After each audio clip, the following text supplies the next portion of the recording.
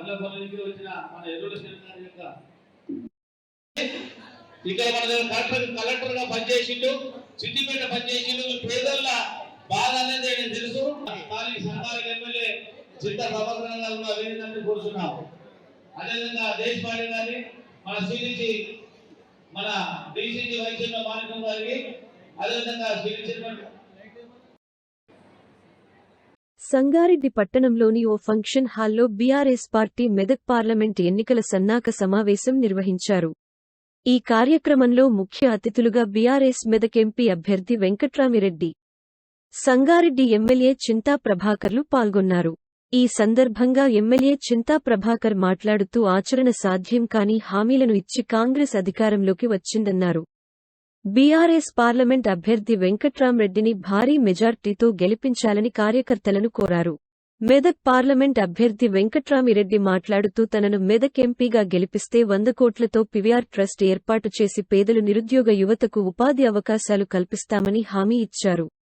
ఈ కార్యక్రమంలో మాజీ కార్పొరేషన్ చైర్మన్ ఎర్రోళ్ల శ్రీనివాస్, మాజీ CDC chairman Kasala Buchi Reddy, DCCB vice chairman Patnam Manikyam, మాజీ గ్రంథాలయ chairman Narahari Reddy, Rajeshwar Rao Deshpande, ZPTC Manohar Goud, MPTC Gonela Raghu, Sangareddy మండల అధ్యక్షుడు చక్రపాణి, సర్పంచ్ హసంతో పాటు నాయకులు మరియు కార్యకర్తలు పాల్గొన్నారు.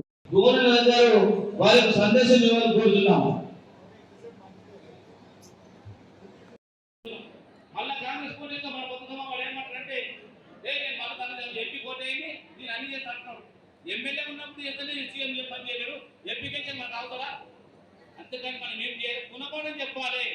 అందరూ కేసీఆర్ ఎన్నుకున్నప్పుడు అని చెప్పేసి ఎక్కడ చుట్టుపక్కల గ్రామాలు, హైదరాబాద్ కానీ ఎక్కడెక్కడ ఉన్నా కానీ మీ కూతుళ్ళు, మీ బంధువులు కేసీఆర్కి ఎవరు కాంగ్రెస్ పొంద పెట్టాలి.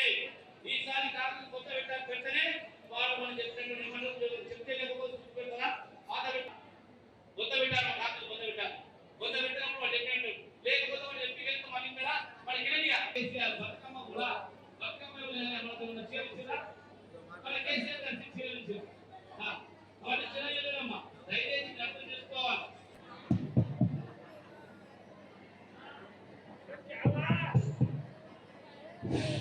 హలో,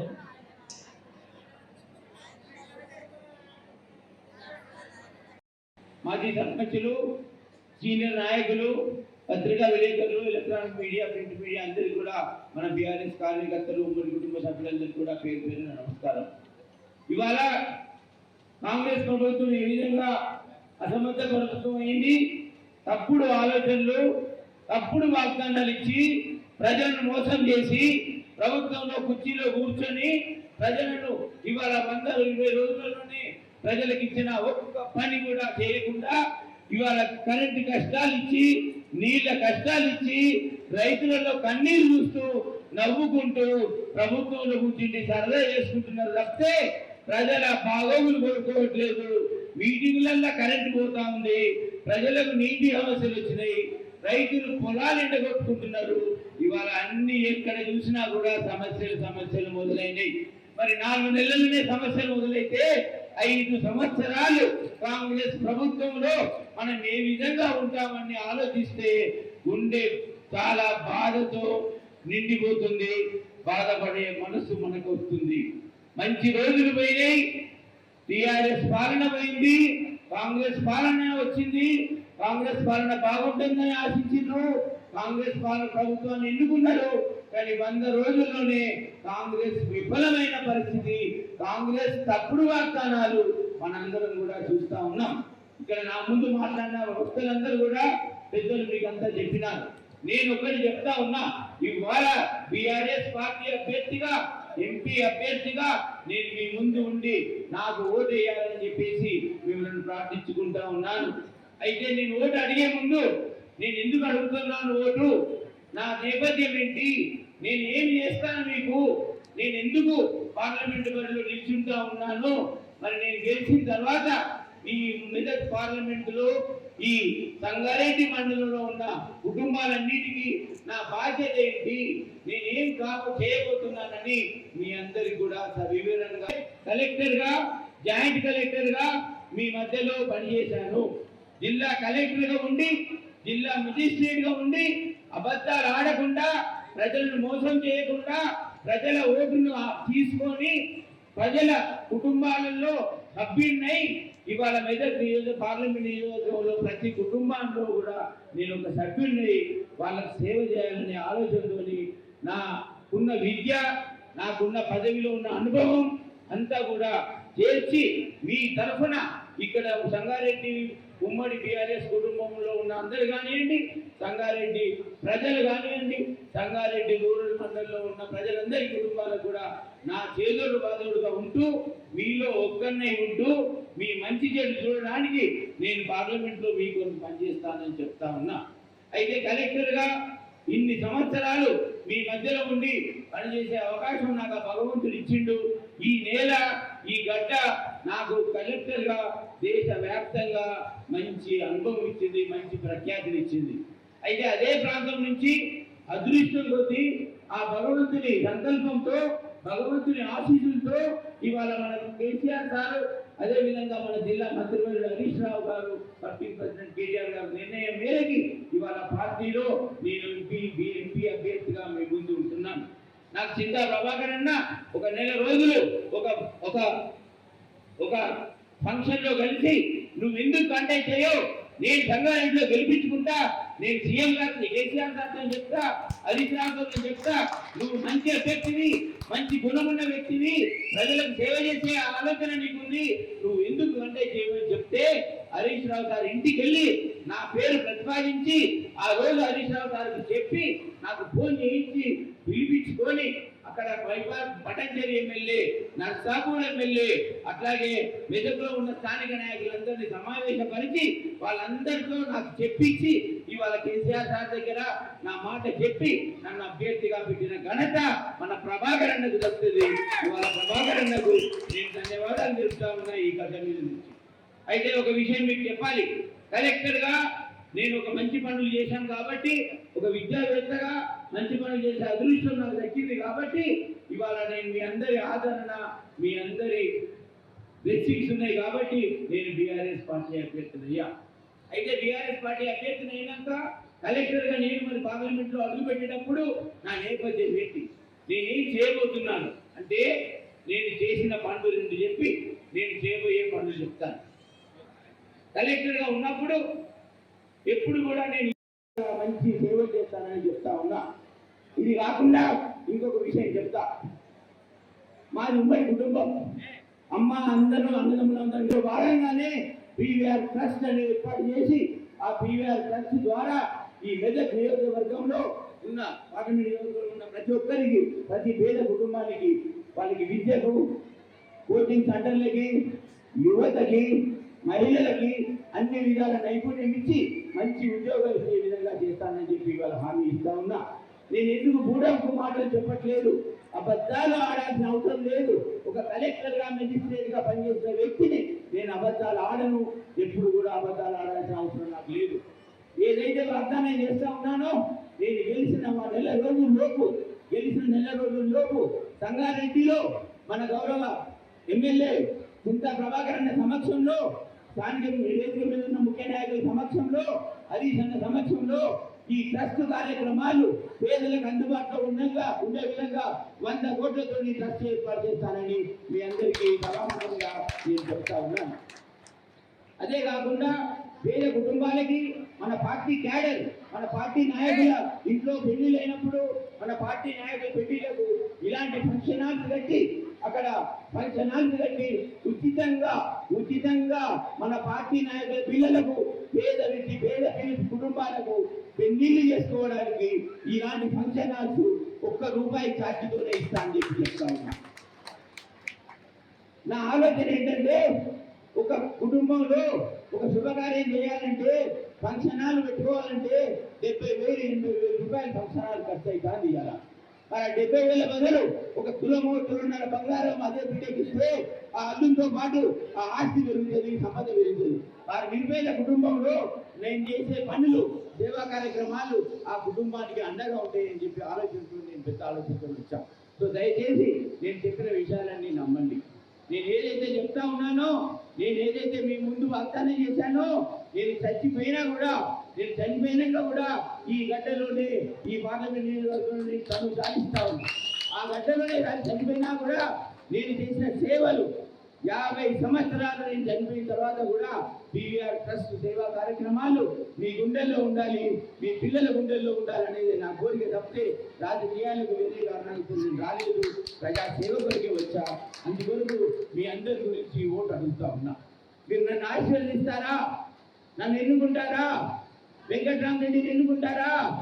గట్టిగా ఒక్క మాట ఇవ్వండి. ఇప్పుడు నేను చెప్పింది నమ్మారా నమ్మలేదా? గట్టిగా చెప్పండి. నమ్మిండ్రా? మరి మీరు ఊళ్ళో ఉన్న అందరికీ చెప్తారా చెప్పరా? మీ గ్రామంలో చర్చ పెడతారా పెట్టరా? ఎక్కువ మందితో నాకు ఓట్లు ఇచ్చి మీ సేవలు నన్ను ఉంచుకోరా? Thank you. కారు గుర్తుకే థ్యాంక్ యూ. ముఖ్య అతిథులు మనందరి ఆశీర్వాదం మద్దతు కోసం వచ్చినటువంటి వెంకట్రామరెడ్డి గారు, మన నాయకులు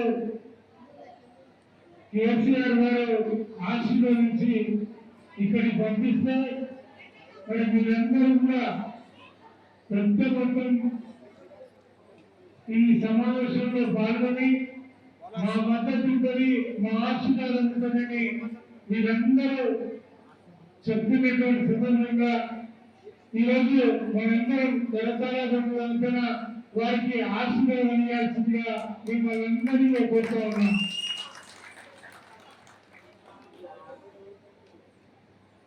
టిఎస్ ఎంఐడిసి మాజీ చేరుతున్నటువంటి ముఖ్య నాయకులు ఇరవ శ్రీనివాస్ గారు, ఉమ్మడి జిల్లా డిసిసి ఉపాధ్యక్షులు మా మిత్రులు పట్నం మాణిక్యం గారు, రాజేశ్వర్ దేశపాండే రాష్ట్ర నాయకులు ఎక్స్ఎంపీ గారు, కాసల విచ్చిరెడ్డి మా మిత్రులు, కోట ప్రమేష్ మాజీ మాజీ చౌదరి గారు,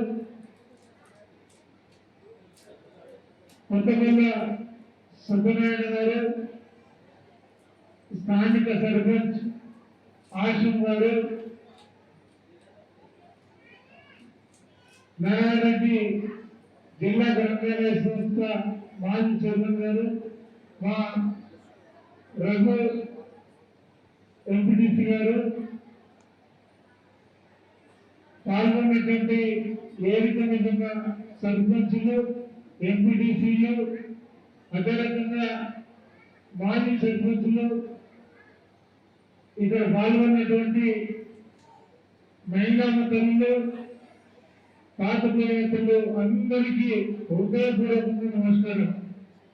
4 మాసాల కింద నన్ను మీరు హృదయపూర్వకంగా ఆశీర్వదించి గెలిపించినటువంటి మీ అందరికీ మరోసారి శిరస్సు వంచి నమస్కారాలు తెలియజేస్తున్నా. ఇప్పుడు ఎన్నికలు వచ్చినాయి, దాని గురించి అందరూ కూడా అన్ని విషయాలు చెప్తున్నారు. వాస్తవంగా 2014 తర్వాత మన తెలంగాణ మనం ఏం చేసుకున్నామన్నది మీ అందరికీ మీకే బాగా తెలుసు. కానీ ఇప్పుడు కాంగ్రెస్ ప్రభుత్వం వచ్చిందనుకో మనందరికీ తెలుసు. అలాగే కానీ హామీ ఇచ్చి చెయ్యనటువంటి పనులు మేము చేస్తామని చెప్పి ఈరోజు అందరిని నమ్మించి అధికారంలోకి వచ్చారు. అధికారంలోకి వస్తామనే నమ్మకం వాళ్ళకి లేకుండే, చేస్తామన్న నమ్మకం వాళ్ళకి లేదు. అందుకే ఉచిత వాగ్దానాలు వేసి అధికారంలోకి వచ్చిన తర్వాత ఏం చేయాలో తెలుస్తుంది. ఇందాక సినిమా చెప్పాడు, మాకు రైతు మంది ఇవ్వలేదు, మాకు పెన్షన్లు 4 వేలు రాలేదు, మాకు రుణమాఫీ అనాల్సిన తెలియదంటే చెప్పుకోబోతున్నట్టు మండలికి చెప్తామంటారు.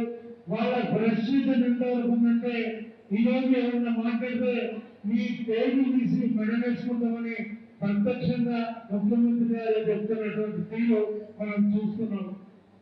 ఈరోజు మానవ గవర్నమెంట్ నేను అందరినీ కాల్ చేస్తా.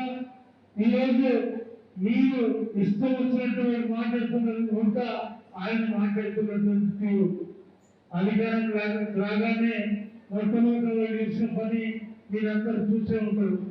లంచ నిందలు ఉంటాయని వచ్చిన అధికారంలోకి లంచ నిందలు పెట్టి ఒత్తిడి పెట్టుకుంటేమో మా ధర్మ ఇది ఏం చేయాలో నాకు అర్థమవుతుందని వాళ్ళే చెప్పారు.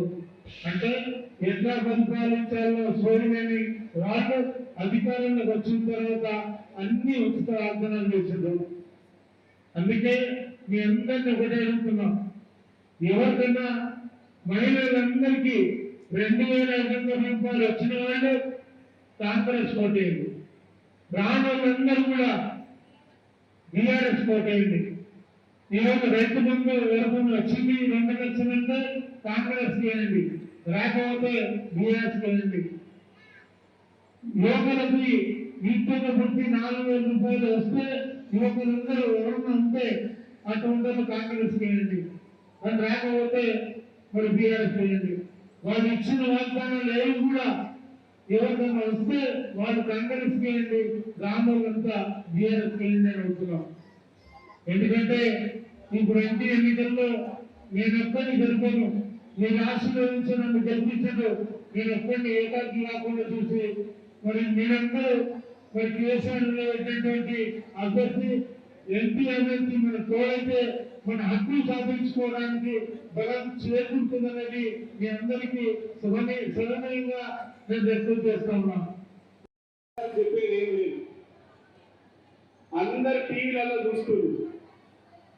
4 నెలల కింద ఎన్నికలని అలా చేస్తే బాగా ముగిద్దాం పోతని రాలేదు. మీరు ఓడ దాటినాక ఓడ మల్లప్ప, ఓడ దాటినాక గోడ మల్లప్ప అన్నట్టు ఇలా ఇందిరమ్మ రాజ్యం ఇంటిక సౌభాగ్యం అన్నాడు కాంగ్రెస్ పార్టీ. ఇలా మనం కేసీఆర్ నాయకత్వంలో 10 ఏళ్లలో రైతు బంధు ఇచ్చినాం, రుణమాఫీ ఇచ్చినాం, కళ్యాణ లక్ష్మి ఇచ్చినాం. ఆడపిల్లలు ప్రెగ్నెంట్ ఉంటే కేసీఆర్ న్యూట్రిషన్ కిట్ ఇచ్చినాం. డెలివరీ అయినటువంటి తల్లులు ఉంటే కేసీఆర్ కిట్ ఇచ్చినాం. ఇవన్నీ ఎవరు అడగలేదు, ఇవన్నీ మేనిఫెస్టోలో పెట్టలేదు. కేసీఆర్ గారు తెచ్చిన తెలంగాణ పచ్చగుండాలి, నన్ను నమ్మి తెలంగాణ కోసం కొట్లాడమని పిడికెడు మందితో మొదలైనటువంటి ఈ ఉద్యమాన్ని ఢిల్లీకి పంపి నన్ను ఆశీర్వదించి ఇలా ముఖ్యమంత్రి స్థాయికి తీసుకుపోయినటువంటి ఈ తెలంగాణ బిడ్డలకు, ఈ మట్టిలో పుట్టినటువంటి బిడ్డలకు నేనేమన్నా చెయ్యాలనేటువంటి ఒక ప్యాషన్ తోని, ఒక ఉద్దేశంతో కేసీఆర్ అనేక కార్యక్రమాల్ని రూపొందించింది.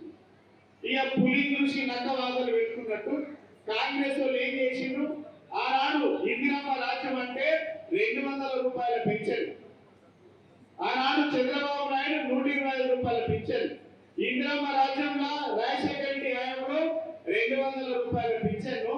కేసీఆర్ వచ్చిన తర్వాత ఈ 200 రూపాయలతోని ఇలా చికెన్ కూడా రాదు అని చెప్పేసి 200 రూపాయల పెన్షన్ కి 2,000 రూపాయల పెంచిన ఘనత మనది.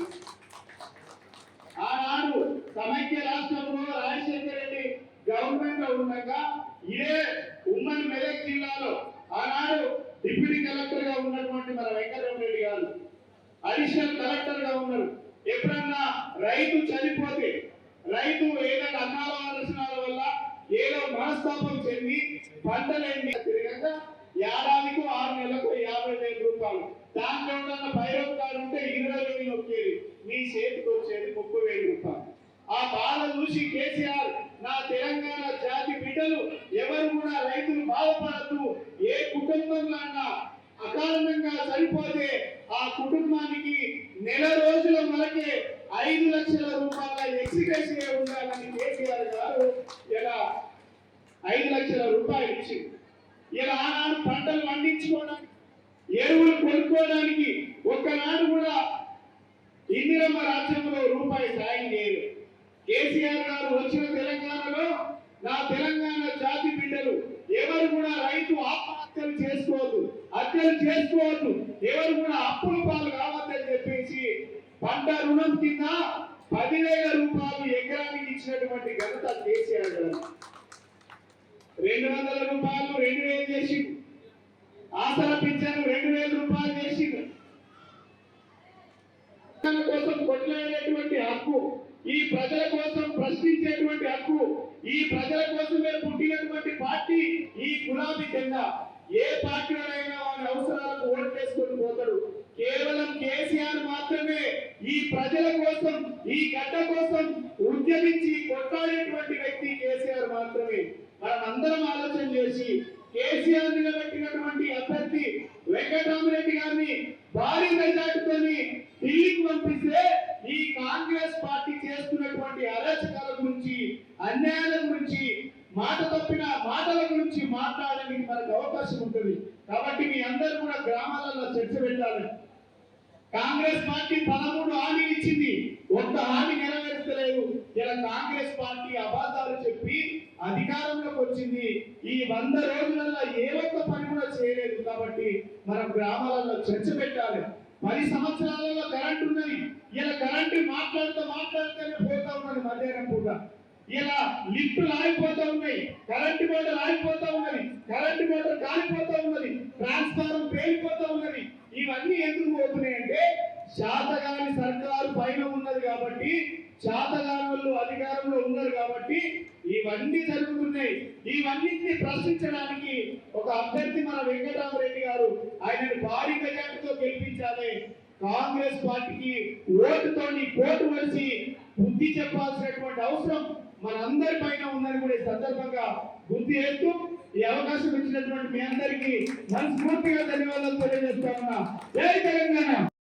సంగారెడ్డి మండల పార్లమెంట్ ఎన్నికల సన్నాహక సమావేశానికి వచ్చేసినటువంటి మీరందరూ కూడా ఇంతకుముందు మాట్లాడినటువంటి వక్తలు చెప్పినట్టుగా మన పార్లమెంటు బరిలో అభ్యర్థులుగా ఉన్నటువంటి వ్యక్తులు, ప్రధాన పార్టీల నుంచి ఉన్నటువంటి వ్యక్తులు ఎవరైతే ఉన్నారో అందరికన్నా మంచి అభ్యర్థిగా ఒక విద్యావంతుడు, ఒక కలెక్టర్గా రిటైర్ అయ్యి ప్రజలకు సేవ చేయాలనే దృక్పథంతో ఆయన ఆలోచన విధానానికి అనుగుణంగా మన ముఖ్యమంత్రి గారు ఆయనను మన క్యాండిడేట్ గా పెట్టడం మన అందరి అదృష్టంగా భావిస్తా ఉన్నాం. ఈరోజు ప్రధానంగా ఒక విద్యావంతుడు, ఒక కలెక్టరు చట్టసభల్లో ఉంటే ఆయన చదువుకున్నటువంటి విద్య ద్వారా, రాజ్యాంగం పట్ల ఆయనకు ఉన్నటువంటి అవగాహన ద్వారా సమాజంలో అత్యంత పేదరికంలో ఉన్నటువంటి వాళ్ళకి ఏ రకమైనటువంటి చేయూతనివ్వాలి, ప్రభుత్వము ఉన్నా లేకున్నా ప్రభుత్వంలో ఆయన పార్లమెంట్ మెంబర్ గా ఉంటే పార్లమెంట్ లో తన ఉన్నటువంటి బాడీని వినిపించి మరి పార్లమెంట్ సంబంధించినటువంటి అనేకమైనటువంటి నిధులు తీసుకొచ్చి మన పార్లమెంట్ పరిధిలో ఉన్నటువంటి ఏ కాన్స్టిట్యూన్సీలను డెవలప్మెంట్ చేయడానికి సంబంధించి ఆయనకు అనేకమైనటువంటి అనుభవాలు ఉన్నాయి. గత 25 సంవత్సరాల నుంచి ఒక జిల్లా అధికారిగా, 11 సంవత్సరాల నుండి కలెక్టర్ గా మన ఉమ్మడి మెదక్ జిల్లాలోని సిద్దిపేట, మెదక్, సంగారెడ్డిలో పనిచేసినటువంటి వాస్తవాలు ఉన్నాయి. అందులో సుమారు 7 నియోజకవర్గాల్లో మూలన భౌగోళికంగా, నైసర్గికంగా ఇక్కడ ఉన్నటువంటి ప్రజల పట్ల ఉన్నటువంటి అవగాహన, రైతులు పండించేటటువంటి పంటల ద్వారా ఇక్కడ ఉన్నటువంటి భూములు, సమస్యలు, పారిశ్రమలు, ప్రతి విషయంలో అవగాహన ఉన్నటువంటి ఒక విద్యావంతుల్ని మనం ఎంపిక చేసుకోవడానికి మనం ఒక సువర్ణ అవకాశంగా తీసుకోవాల్సినటువంటి బాధ్యత మనందరిపైన ఉన్నది. విజ్ఞులైనటువంటి మహిళా మంత్రులందరికీ విజ్ఞప్తి, చాలా చక్కగా ఈ కార్యక్రమానికి పెద్ద సంఖ్యలో తరలి వచ్చినటువంటి మహిళలు అనుకుంటే మరి జరగని ఏముందని, మహిళలు శక్తి స్వరూపులు, శక్తులుగా పేరున్నటువంటి మీకు మీ శక్తిని మీ శక్తియుక్తులతో రేపు రాబోయేటటువంటి పార్లమెంట్ ఎన్నికల్లో పెద్ద సంఖ్యలో మీరు అందరూ కూడా ఓటేయాల్సినటువంటి బాధ్యత మీ పైన ఉన్నది. గత ఎన్నికల్లో ఇప్పుడు ఉన్నటువంటి ఈ ప్రభుత్వం అనేకమైనటువంటి వాగ్దానాలు ఇచ్చి ఆ వాగ్దానాలు నిలబెట్టకపోవడమే కాకుండా ప్రతివేళ మనం ముఖ్యమంత్రిని చూస్తా ఉన్నాం, ఆయన మాట్లాడే తీరును చూస్తా ఉన్నాం.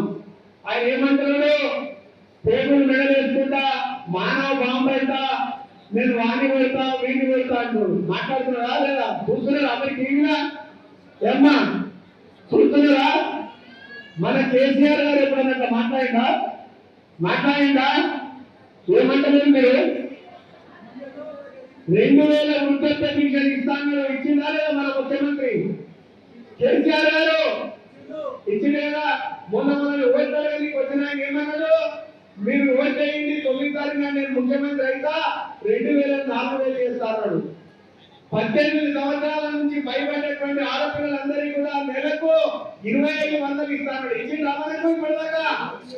కాబట్టి పండించినటువంటి వరి ధాన్యానికి బోనస్, రైతు బంధు 10,000 ఉంటే 15,000, ఇట్లా చెప్పుకుంటూ పోతే చాంతాడంత పెద్ద లీజు చదివేది. దయచేసి మనం గతంలో తప్పు చేసినాం, కొద్దిగా తప్పు చేసినాం గతంలో. అంటే మన సంఘటన చేయలేం కదా, మనం తప్పు చేసిన సంగారెడ్డి మనం బయట చేసినాం.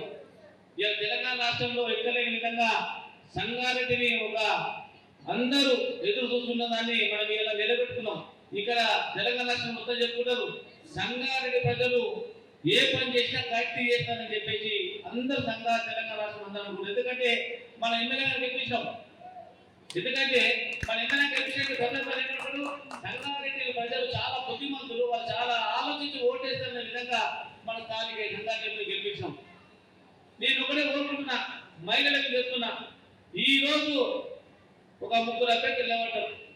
ఒక ఆయన బీజేపీ ఏమంటాడు, ఒక ఆయన సర్పంచ్ అయితే ఒక్కొక్క వెంటబెట్టి ఎక్కాలి, ఒక్కొక్క స్టెప్ ఎక్కుతుంటే సర్పంచ్ తర్వాత ఏపీ నుంచి ఎంపీగా జడ్పీ తర్వాత స్థానిక లెవెల్ ఎక్కుతున్నాను.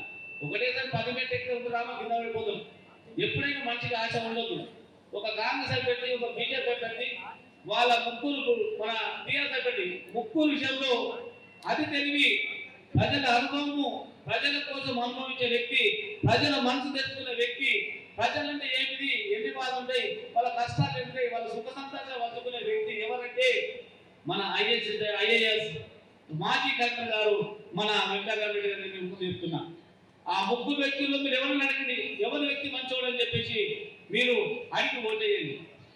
మీకు కేసీఆర్ 9 సంవత్సరాల సంది ఏం చేసినో ప్రతి ఒక్క మహిళలు, ముఖ్యంగా మహిళలు గుర్తుంచుకోవాలి. మనం ఎంత కష్టపడి ఎమ్మెల్యే చింతబాబు గెలిపించామో అదేవిధంగా ఈ పార్లమెంట్ ఎన్నికలు కూడా మనము ఈ మెదకిన పార్లమెంటు కేసీఆర్ గారు ఎవరైతే మనకు అభ్యర్థికి ఇచ్చిండో వెంకటరామరెడ్డి గారిని మనం ఖచ్చితంగా అత్యధిక మెజార్టీతో గెలిపించాలి. ఈ రోజు మనం 9,000 ఓట్లు ఎమ్మెల్యే చింతబాబు గారికి 11,000 ఓట్లు మెజార్టీ వచ్చాం. అదేవిధంగా మనం ఇయ్యాల తక్కువ 25,000 మెజార్టీ మన వెంకటరామరెడ్డి గారికి మనం ఇవ్వాలని కోరుతున్నాం. మన సంగారెడ్డి మండలం నుంచి 1100 మెజార్టీ ఇచ్చాము. 1100 మెజార్టీ ఇచ్చిన మన టీఆర్ ఎమ్మెల్యే. కానీ ఈ రోజు మనమందరం ఒక 5,000 మెజార్టీని ఇవ్వాలి. మనమందరం చెప్పాలి, మన నాటేని కోతం అమ్మ కేసీఆర్ గారు మీకు ఒక పాప పుడితే, మీ హాస్పిటల్ పుడితే, ఒక పాప పుడితే మీరు హాస్పిటల్ పోతాం. హాస్పిటల్ పోయినప్పుడు మీకు చెప్తున్నా ఫ్రీ డెలివరీ కేసీఆర్ కిట్ ఇచ్చిండు. తర్వాత పాప అక్కడ అంబులెన్స్ తీసుకుపోయి ఇంటిగా తెచ్చింది. మళ్ళీ వచ్చాక పాప పెద్దలైన తర్వాత 1,16,000 రూపాయలు వచ్చింది. కానీ ఇప్పుడు మొన్న కాంగ్రెస్ ప్రభుత్వం ఏం చెప్పినమ్మా, ఆయన బాగా చెప్పిండు, అన్ని చెప్తుండు, నేను ఆరుస్తాను చెప్పిండు. ఏం చెప్పినామా అని చెప్పిండు. మొన్న తులం బంగారం ఇస్తాడు, కళ్యాణానికి తులం బంగారం ఇచ్చిన తులం బంగారం ఇచ్చిన నీళ్లు 2 లక్షల రుణమాఫీ చేస్తాను చేసిందా, 2 లక్షల రుణమాఫీ రాగానే ఏం చేస్తాను తీసుకొని మీరు లోన్ తీసుకొని మళ్ళీ అని చెప్పిండు. అంటే అన్ని మాట ఎక్కడ ఎక్కువ మనం ప్రభుత్వం కావాలి, టీఆర్ఎస్ ప్రభుత్వం అని చెప్పి మనం ప్రజలను నమ్మించిండు. ప్రజలను నమ్మించి ఇలా మోసం చేసి ఇలా సీఎం అయ్యి ఇలా తెలంగాణ రాష్ట్రానికి సిగ్గుచేయలేదు. ఒక సీఎం పదవిలో కూర్చున్నా కానీ మన కళ్ళకి ఎవరు కనబడుతున్నారు, కేసీఆర్ తప్ప రేవంత్ రెడ్డి కనబడతలేడు. మనం టీవీలో చూస్తూ చాలా మంది ఆ రేవంత్ రెడ్డి మాట రాగానే వీళ్ళు గడిచిగారు అని చెప్పి పూర్తి పనిచేస్తున్నారు. ఆ కేసీఆర్ మాట వింటే అబ్బా మనం కేసీఆర్ వచ్చిందని చెప్పి విధంగా చేస్తున్నాం. దయచేసి మీరు మోసపోకుండా మహిళలు ముఖ్యం. మహిళలంటే దేవతలు సమానం. మీరే మా కాంతులు, మీరే మాకు ఆరాధ దైవం. మీరు ఓట్లు వేసి ఎక్కడైతే మీరు ఓట్లు వేస్తారో మహిళలు అదే విషయం అయితే పక్క ఎక్కువ చెప్పిన మగ పిల్లలంటే వాళ్ళు కూడా వెళ్తారు తప్ప వాళ్ళు వెళ్తారని మీ మహిళ మాత్రం ఖచ్చితంగా మీరు అనుకుంటే పొలంలో వెళ్తారు. ఎక్కడ పోయినా మనం ఈసారి కేసీఆర్ గెలిపించుకుందాం అనే విధంగా ఇలా పబ్లిక్ వెళ్ళిపోవాలి. మరి గత 10 సంవత్సరాలు తెలంగాణ రాష్ట్రంలో కేసీఆర్ గారి ప్రభుత్వం మరి 10 సంవత్సరాలు రాష్ట్రాన్ని ఎట్లా ఏమింది, మరి ప్రజలకు ఏ సౌకర్యాలు ఇచ్చింది, రైతులను ఎలా ఆదుకున్నది, చేనేత కార్మికులను ఎలా ఆదుకున్నది, గీతలను ఎలా ఆదుకున్నది, యాదవులను ముద్రాలను ఎలా ఆదుకున్న సంగతి ప్రతి ఒక్కరు తెలుసు. మరి వారికి చాదనాన్ని 6 గ్యారంటీలు ఇచ్చి మరి 90 రోజులు అన్నారు, 4 నెలలు అవుతున్నది. ఏది ఇంకా అమలు చేయని ప్రభుత్వం మరి మళ్ళీ ఇప్పుడు అట్లాంటి మళ్ళీ ఒక 25 అబద్ధాలు చెప్పి మన ముందుకు వచ్చి ఓటు అడిగే ప్రయత్నం వాళ్ళు చేస్తున్నారు కాబట్టి మనందరం ఒకసారి మోసపోయినాం. మళ్ళీ ఒకసారి కాంగ్రెస్ పార్టీ కానీ వేరే పార్టీ కానీ ఓటేసి మన రాష్ట్రాన్ని ఆగం చేసుకున్న పరిస్థితి మనం జనాలు ఉండొద్దు. కాబట్టి కాంగ్రెస్ పార్టీ ఏం చేసింది అనేది ప్రతినిత్యం మీరు మీడియాలో చూస్తూనే ఉన్నారు, మీకు అర్థమైతేనే ఉన్నది. వాళ్ళు చెప్పింది ఒకటి, చేసేది ఒకటి. ఈడనే చాటగాన్ని ఇప్పుడు పార్లమెంటే కలిసి ఏమో చేస్తామని వాళ్ళు అంటారు. కాబట్టి రేపు జరగబోయే ఎన్నికలలో ప్రతి ఒక్కరూ ఆలోచించాలి. తప్పకుండా మా కారు గుర్తు ఓటేయాలి. మరి మన అభ్యర్థి గతంలో కలెక్టర్గా పనిచేశారు. మరి వారు పేదలందరికీ సర్వీస్ ఇచ్చి మరి ప్రజలలో ఉండి ప్రజాసేవ చేద్దామనే ఉద్దేశంతో ఇప్పుడు మన పార్టీ తరఫున అభ్యర్థిగా నిలిచారు. కాబట్టి వారి సేవలు మనకు అవసరం, వాళ్ళు సేవ చేయడానికి వచ్చింది. కాబట్టి మనందరం మన తెలంగాణ వాదం పార్లమెంటులో ఎంపీయాలి. తెలంగాణకు రావాల్సిన నిధులు రావాలంటే మన అభ్యర్థులను గెలిపించి ఢిల్లీకి పంపాలి. కాబట్టి ప్రతి ఒక్కరము కారు గుర్తు ఓటేసి వెంకట్రామరెడ్డిని మంచి వైపు గెలిపించాలని కోరుకుంటూ ఈ తెలంగాణని మంచి మార్గంలో నడిపించిన కేసీఆర్ గారికి మరియు అదేవిధంగా ఇప్పుడు కాంగ్రెస్ ప్రభుత్వంలో అవకతవకలు ఎన్నో జరుగుతున్నాయో మీరందరూ గమనిస్తూనే ఉన్నారు. అలాంటి పరిస్థితులు రాకుండా మళ్ళీ ఇప్పుడు పార్లమెంట్ ఎలక్షన్స్లో మన అభ్యర్థి అయిన వెంకటరామరెడ్డి సార్ గారికి మైనార్టీస్ తరఫున అందరి ఏకమై ఆయనకు మంచి మెజార్టీ ఇవ్వాలని కోరుకుంటూ ఈ సమయం ఇచ్చిన పెద్దలకి వందనాలు.